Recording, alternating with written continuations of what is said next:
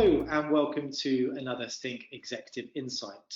I am Jason Senimore, the Chief Product Officer here at Sync, and I'm delighted to be joined here today by Susheel Nesargi from FIS.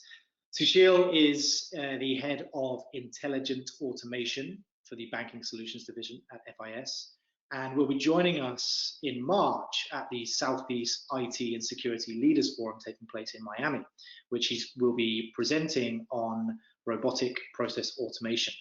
Susheel, thank you very much for joining me today. Thanks so much, Jason.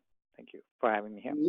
Delighted to have you. And so I'm just going to jump straight in here, Susheel. As I mentioned, you're going to be leading a session at the Southeast IT and Security Leaders Forum around Robotic Process Automation. Before we dive into some of the areas you intend to cover during your session, for those who may not be too familiar with RPA, what it is and what it entails, can you just take some time to give us your own interpretation of robotic process automation and essentially what that is? So robotic process automation is a term that has been around for a fairly long time now. And to be fair, it is difficult to come up with a singular definition of robotic process automation. It just means different things to different people. In a very simplistic sense, it is about building automation that helps get rid of manual repetitive processing. That's the simplest definition you could have. And then as you start breaking it down, there are multiple layers here. You have UI-based automation that is carried out using a lot of industry standard tools that are out there that have gained a lot of prominence over the past few years. And then as we are looking at the automation journey, we started with our journey somewhere around there, and then gradually saw that the world of automation was much larger and meant a lot more to us. And today we are pursuing what I'd like to call intelligent automation. And intelligent automation to me means a couple of things. One is solutions that are intelligent and that in turn have different elements in terms of modern or cutting edge technologies that are woven in for the right purpose. As an example, if you think of automation workflows that are triggered by virtue of chatbots and conversational AI, or for that matter, as you have natural language processing layered over an automation workflow where you're taking unstructured text and breaking it up into discrete actionable items that flow into the automation workflow itself. And that is one side of it or one aspect of it. But importantly for me, the other aspect, which is building these solutions intelligently, is equally or possibly even more important, because one of the learnings that we've gleaned the hard way is it is important to focus on building simple solutions. Simple, I like it to call them simple, elegant, maintainable solutions that can be sustained over a longer term, that can be supported, and eventually yield the outcome that was desired at the beginning of the automation journey. So that to me is what RPA means, Jason. Thank you. Brilliant. No, thank you very much. Very thorough insight there. Obviously, a bit of a hot topic right now. We are seeing a lot more individuals take a focus on this in 2020 when speaking to our Sync Executive Council members at the back end of 2019 and at the beginning of this year. They all cited RPA as an area of interest for them, both from an educational perspective and to see some case studies as well. According to industry analysts, the RPA market grew over 63% in 2019, making it the fastest growing enterprise software category. So clearly a lot of interest in what this can do for organizations and how it can improve various aspects of the infrastructure there. You're going to be running a session around this at the forum, as I mentioned. So give me a little bit of insight into what you intend to cover based on some of the work that you've been tackling at FIS.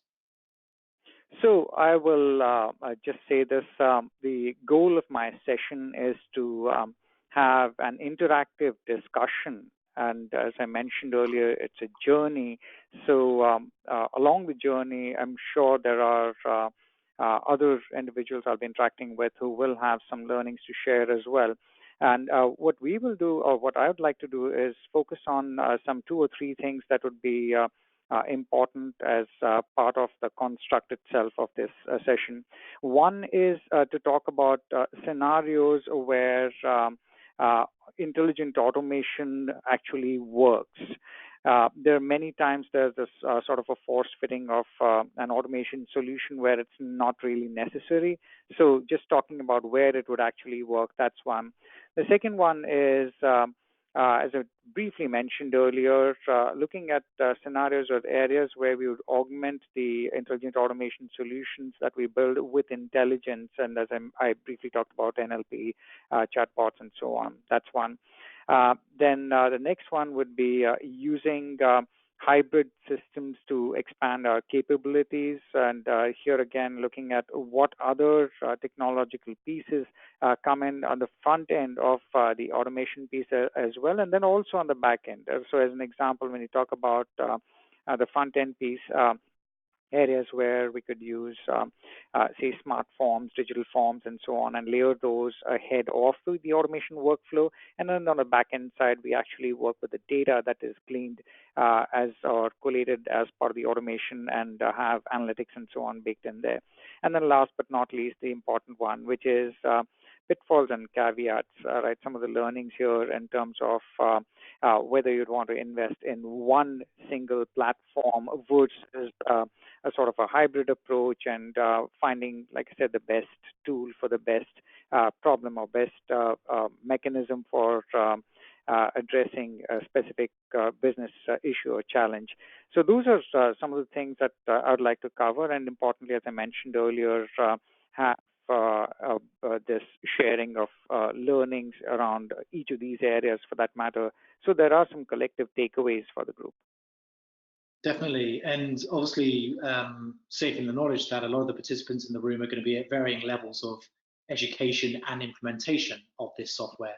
You mentioned there,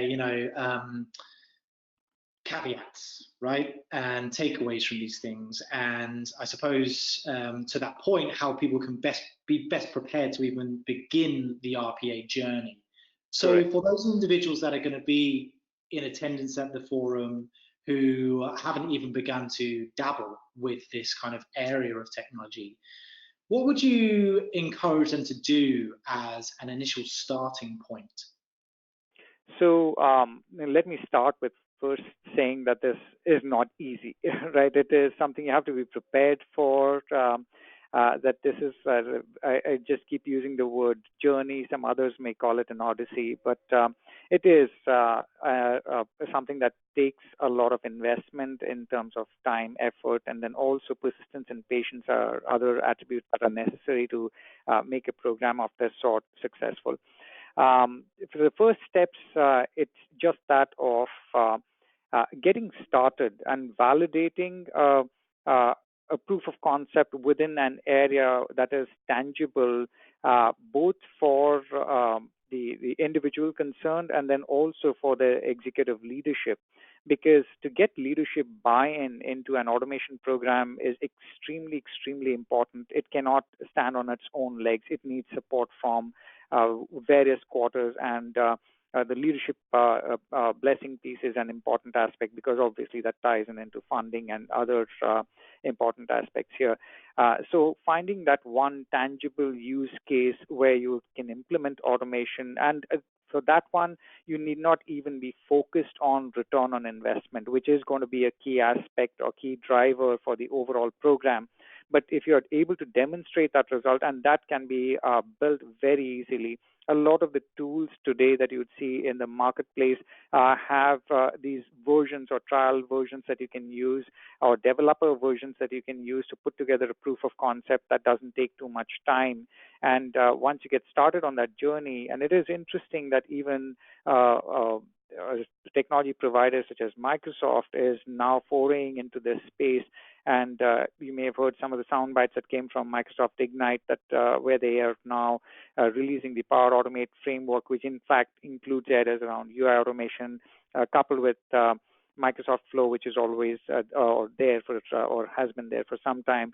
So even with these kind of tools, you can get started on the journey, build that one proof of concept, validate for yourself that yes, this does indeed work, and frankly, also absorb some of the learnings from others, I would say battle-scarred veterans such as myself, in not repeating some of the mistakes that we've made, right? So that'll just help you at least get started with your journey and then moving forward. Definitely.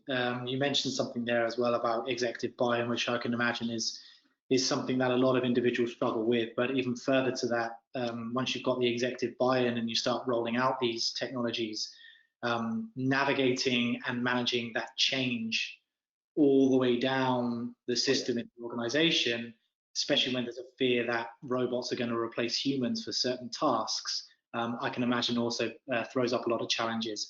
What I'll always say to that is a quote that I heard someone say when giving a presentation on artificial intelligence: robots won't replace humans doing their jobs. Humans who understand how to use the technology will replace those humans. And it's something that I can see a lot of individuals struggle with. And the rise of these types of automated technologies can clearly give a lot of benefit to these organizations and the IT leaders who implement them. But there's a fear factor there as well, which is obviously something that needs to be navigated. But it certainly sounds like you're going to be covering some of these key issues during your presentation, and it seems like it will be a fantastic session for everybody involved. Before I leave you today, I just want to ask you what you are personally looking forward to at the conference, outside of obviously being able to share your own wisdom and guidance on this particular subject. So a couple of things I would say. One is I would say just the networking part of the conference is fantastic. Even during the previous conference or conferences I've been to, I've just had the privilege of connecting with some very smart minds that bring in a completely different perspective, completely different set of opinions that help in almost complementing the way you're approaching things and thinking them through and so on. So that I think is an extremely rich part of the conference that I'm looking forward to.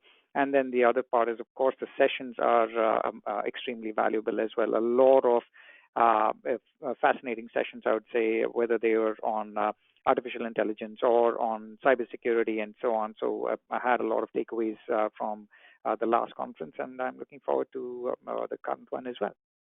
Brilliant. Well, thank you so much for taking the time to speak to us today. For those who are interested in learning more about the forum, please feel free to visit the landing page on the Sync website. But for now, thank you very much, Susheel.